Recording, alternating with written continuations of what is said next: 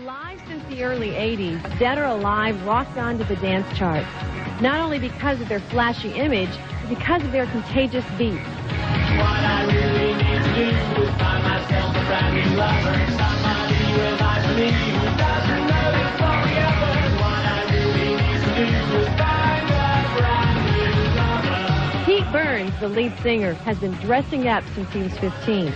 But it wasn't to be labeled as a fashion trendsetter for his audiences to follow.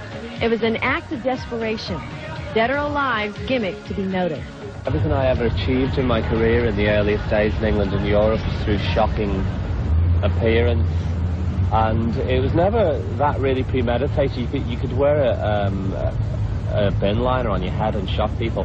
It's just a happy accident, really. And it's something I've really grown out of, because the disillusioning thing you find is that if you make yourself a very strong identity, for instance the iPad, so many kids on the street feel the need to copy it, and that's not really what I'm about, or I even think that any major pop artist is about.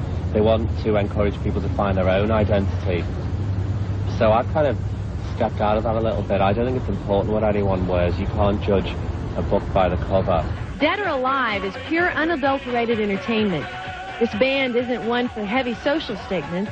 The lyrics, like those of most pop bands, deals with relationships or romantic passion. They consider their music disposable.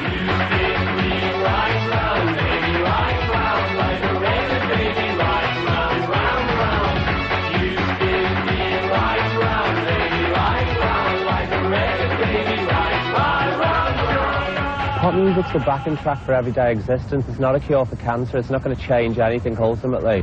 So I think pop music's disposable, just like pop singers and pop stars, and ultimately we're disposable.